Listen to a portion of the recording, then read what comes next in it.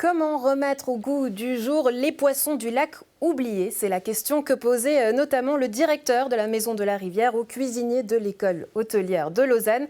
Objectif, revaloriser certaines espèces de poissons de manière gourmande et grâce à un concours organisé entre l'EHL, la Maison de la Rivière et l'Association suisse romande des pêcheurs professionnels. Sur notre plateau, justement, l'initiateur du projet, Jean-François Rubin, bonjour, merci d'être avec nous. Ce concours partait d'un constat, le secteur de la pêche souffre notamment d'un manque de diversification de la demande. Expliquez-nous. Oui, alors, dans le Léman, on trouve à peu près aujourd'hui une trentaine d'espèces de poissons et seuls 5 sont commercialisés. Donc forcément, en en commercialisant que 5, il y a une pression qui est extrêmement grande sur ces espèces-là. D'un point de vue social aussi, ça peut poser problème, puisque si une espèce vient à manquer à un moment donné, ça peut faire des problèmes économiques et sociaux pour les pêcheurs qui sont ici autour. Donc l'idée est née, c'est un vrai projet de développement durable. On a essayé de voir au terme de biodiversité si on pouvait sauvegarder les espèces qui étaient les plus exploitées et puis transférer en fait une partie de la pression sur d'autres espèces. Alors pour ça, on nous disait au début que c'était pas possible parce que personne va manger d'autres espèces, etc. Puis alors ça a été le challenge qu'on a mis en place avec les pêcheurs professionnels, avec l'école hôtelière, etc.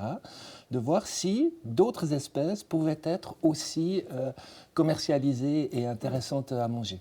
Ça a été un vrai challenge pour les professeurs de l'école hôtelière et pour leurs étudiants parce qu'ils avaient l'habitude de cuisiner du homard thermidor, mais pas forcément du longeron.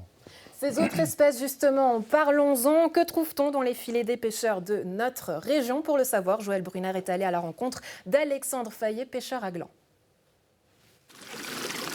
Là, on a un temps magnifique aujourd'hui. C'est pas tous les jours comme ça. On va commencer par relever un filet pour la tanche. On verra ce que le lac nous réserve. Pêcher ces poissons-là, ça peut aussi compléter les jours où il y a un peu moins de perches, de brochets, de poissons plus connus. On veut aussi éviter de mettre trop de pression de pêche sur les 5 espèces principales qu'on pêche habituellement, qui est la truite l'omble, la ferra, le brochet, la perche. Il faut savoir que rien qu'au Léman, il y a une trentaine d'espèces différentes. Et puis il n'y en a vraiment que 5 qui sont exploitées. Parce qu'il y a une méconnaissance du consommateur. Et c'est dommage parce que plutôt que d'acheter du poisson d'élevage, ça c'est des poissons qui ont une certaine valeur gustative et puis qui ont une qualité de chair vraiment très bonne. Alors, on a le début du filet là, pollet noir, à la fin pollet rouge. Donc là je vais remonter déjà la ficelle. J'espère avoir des tanches, donc ce fameux poisson pas très connu.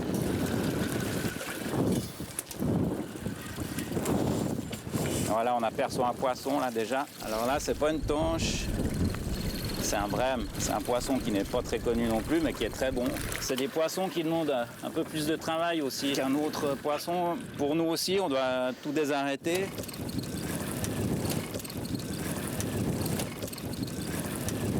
Voilà une tanche.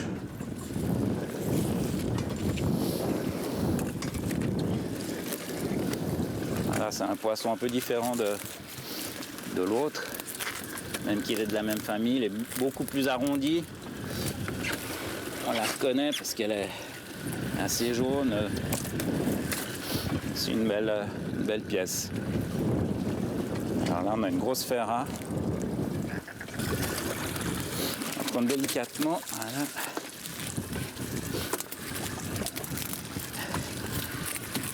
Celle-là, elle fait pas loin de 2 kilos. Alors voilà, on est à la fin du filet. Bon, on a 3 poissons, c'est déjà pas mal. 3 poissons différents, donc on a une bonne variété.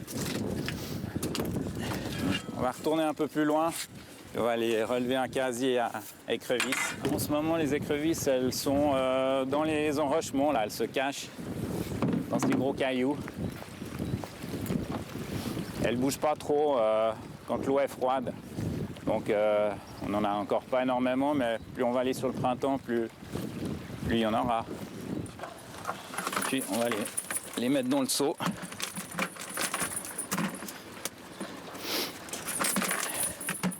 Alors là, on a 2 espèces différentes d'écrevisses. Donc ça, c'est l'écrevisse Signal, qui est une américaine. Celle-ci aussi, c'est une américaine, mais c'est leur Connect, qui est beaucoup plus petite et qui est aussi très bonne. Mais on commercialise plus celle-ci. Celle-ci déjà est prédominante et pas si compliquée que ça à décortiquer, à cuisiner. Alors voilà la pêche du jour. Ça, c'est la première pêche. Donc la pêche des perches que je vais encore démailler là tout à l'heure. Et puis celle qu'on vient de faire là. Alexandre Fayet qui semblait avoir appris très bien sa leçon puisqu'il rejoignait tous vos propos, Jean-François Rubin. Pourtant, ça peut paraître surprenant, hein. Lui parle d'une variété de poissons et vous parlez d'une urgence aujourd'hui. C'est laquelle pour ces pêcheurs ?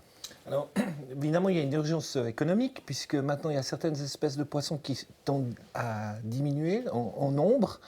Et, à vrai dire, on ne sait pas exactement ce qui va se passer à l'avenir, parce qu'on est à l'aube des changements climatiques qui vont modifier complètement la structure du lac.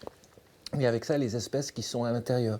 Donc il est vraiment urgent, si on veut maintenir cette activité artisanale, qui Dieu sait si elle a sa place ici au bord, de trouver d'autres débouchés pour permettre aussi aux pêcheurs de gagner leur vie longtemps sans exploiter à l'extrême une ressource ou une autre. Donc c'était vraiment l'objectif qui était derrière tout ce projet. Donc les biologistes et les pêcheurs se travaillent main dans la main. Donc si je vous comprends bien, il faut non seulement changer l'habitude du consommateur, mais peut-être aussi changer la manière de travailler des pêcheurs. Alors c'est évident que les pêcheurs répondent à la demande. Et s'il n'y a pas de demande pour l'une ou l'autre des espèces de poissons, ils vont se concentrer sur celles qu'ils arrivent à vendre. Or, avec l'aide de l'école hôtelière, c'est un joli challenge avec eux. On a montré qu'il y avait d'autres espèces qu'on pouvait aussi commercialiser, qui étaient extrêmement intéressantes et qu'il suffisait, entre guillemets, d'avoir la bonne recette pour pouvoir faire ce travail. Justement, comment est-ce qu'on change l'habitude des consommateurs ? Ça passe notamment par ce concours, donner peut-être des exemples de recettes de poissons. Comment vous faites ? Comment vous voyez justement les objectifs à l'avenir ? Ça passe en venant chez vous, par exemple, et puis en essayant de faire toutes ces choses-là, puis en montrant que justement, il y a d'autres poissons qui sont intéressants à consommer. Et ce qui est intéressant, c'est quand on discute maintenant avec les gens au marché, par exemple, et comme ça, il y a une très jolie sensibilisation de la part des consommateurs pour avoir des produits locaux, pour chercher des choses locales et pas à l'autre bout du monde. Et je crois que les gens sont prêts justement à tester de nouvelles choses. Alors le jeu, c'est qu'ils vont les tester une fois, puis que si c'est pas bon, ils vont pas revenir. Donc il va falloir faire tout ça. Et une des choses importantes qu'on a fait avec l'école hôtelière, on avait la chance d'avoir des cuisiniers étoilés qui pouvaient à peu près cuisiner n'importe quoi et faire quelque chose d'extrêmement bon. Les écrevisses, la tanche, le gardon dont on parle dans le sujet. Voilà. Mais ce qu'on ne voulait pas, c'était que le consommateur ou la consommatrice soit obligé d'avoir fait les PFL ou la NASA pour faire quelque chose qui soit à peu près consommable.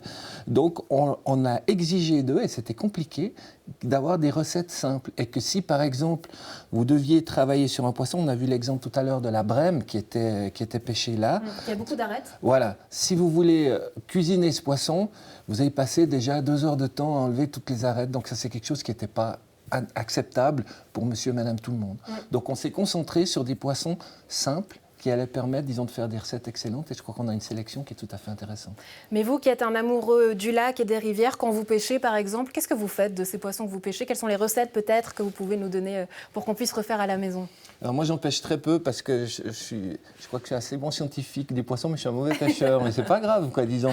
Mais j'ai des collègues et des amis qui le font très bien. Donc ce qui est très important, c'est évidemment de sélectionner les endroits où on veut pour pas jeter des poissons inutilement et tout ça. Et puis quant aux recettes, il y en a toute une série qu'on va trouver soit sur le site de l'Association des pêcheurs professionnels ou de la Maison de la Rivière.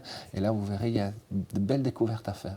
Ça, c'est pour les petites astuces à la maison, vous l'aurez compris. Et puis tout à l'heure, vous pointiez du doigt justement l'urgence climatique. On peut citer encore les pressions de l'État qui exigent une qualité de l'eau qui impacte également la profession. Là aussi, une eau très propre. Et là, ça a des conséquences aussi sur les poissons. Alors, c'est évident que vous avez de l'eau qui devient de plus en plus propre. C'est bien, on en est ravis.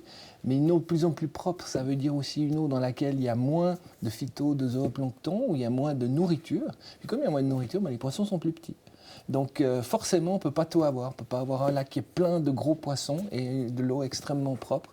Donc il faut faire un peu la part des choses.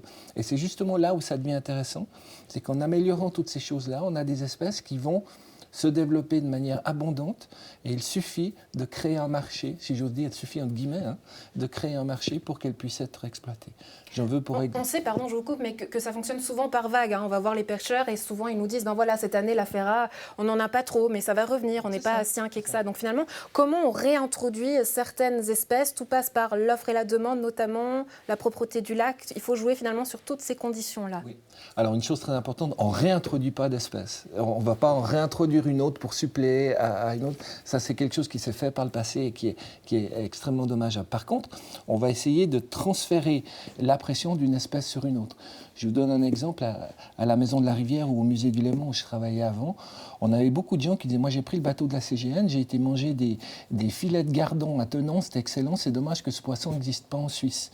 Et quand on demandait, vous mangez du vengeron, ils disaient, non, ça c'est très mauvais. Or, c'est le même poisson qui change de nom en passant la frontière. Donc là, à nous de faire comprendre ça et à faire découvrir des recettes simples qui vont permettre de valoriser ces poissons-là. Et les pêcheurs jouent très bien le jeu parce qu'ils ont compris qu'il y a un créneau à prendre à ce niveau-là. Valoriser le local, on l'aura compris. Jean-François Rubin, directeur de la Maison de la Rivière, merci d'avoir été avec nous. Merci à vous.